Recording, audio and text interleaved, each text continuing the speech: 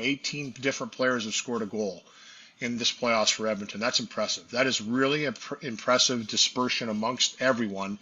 And it just makes you feel so good about your game. I think everybody on that bench, everybody in that room, whether you're getting injected out of the lineup, injected in, taken out, back in the lineup like maybe Victor Arvidsson does tonight. I know Matthias Ekholm looks like he's going to go potentially tonight as well.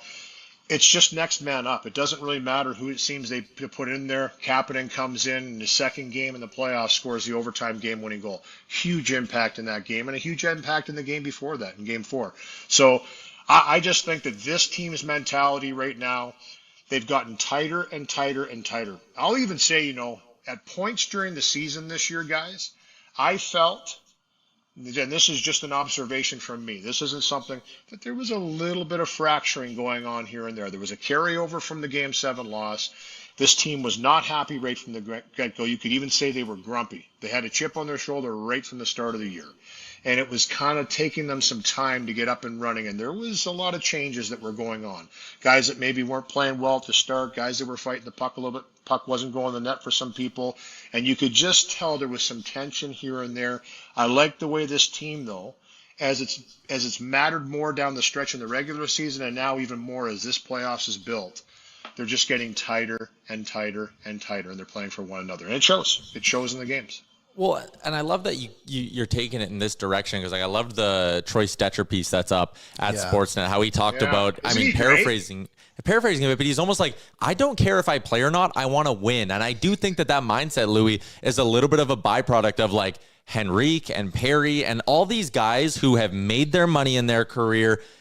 Having a veteran team, I think, does lead a little bit to guys going, yeah, okay, play me 8 minutes tonight. I'm not going to bitch and moan and whine. I'm not going to be worried about how it's going to impact my next deal or my arbitration case in the summer.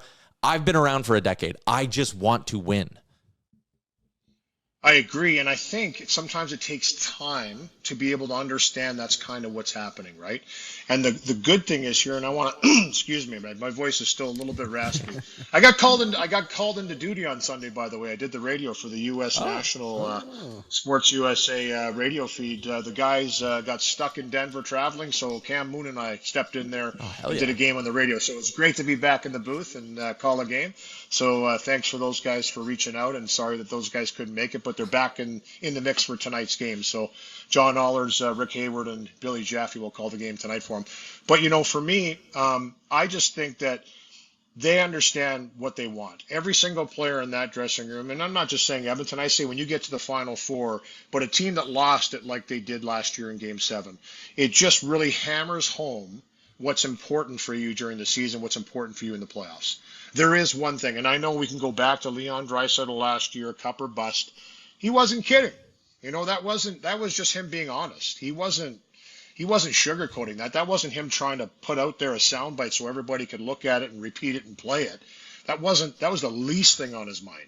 He was just bitter. He was sour. They felt that that's kind of what the expectation is for this group. That's a hefty expectation, but I think each and every year that they're together, and this core especially is together, they've been able to handle and withstand that weight and that pressure more and more. So it's a journey. It's a real journey. But I like the way this team's come together. And you're right. There's going to be guys that are on the outside looking in. There's going to be guys that aren't playing their regular time periods in the game. Maybe not on a power play you're used to being on, even the second unit. You're distributing this as much as you can. And I wanted to say earlier, I really credit the coaching staff. Chris Knobloch for making guys understand that they're important even though they're not in the lineup. I was a guy that was out of the lineup a lot, and sometimes you can get lost in the shuffle and you can feel really distant from your own team. I think it's really important to keep those guys in the mix and keep those guys feeling good about the opportunity that may come up. And it sounds like he did that with Kasperi Kapanen. He said, listen, keep yourself ready because you're going to get an opportunity potentially here, and we're going to need you. Well, they did. They needed him. He scored a huge goal. And I think it's no different now with guys coming back into the lineup. Troy Stecher is awesome, by the way, isn't he? Isn't he a great interview? And he's so realistic. But I just think, again, Paul Coffey with that defense core, whether you're in, whether you're out, whether you play 25 minutes, whether you play 5, you're an important piece to that puzzle. So do what you can. Do what you can in each individual game you're there. If you're not in there, keep yourself ready because you might be next one.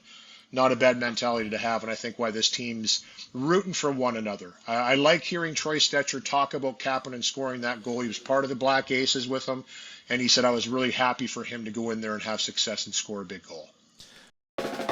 What's up, Nation citizens? If you like that video, then you need to be subscribed to the Oilers Nation YouTube. Podcasts, live shows, exclusive interviews, and analysis. Everything you need from your favorite voices at Oilers Nation. And you don't want to miss any of it, so hammer that subscribe button.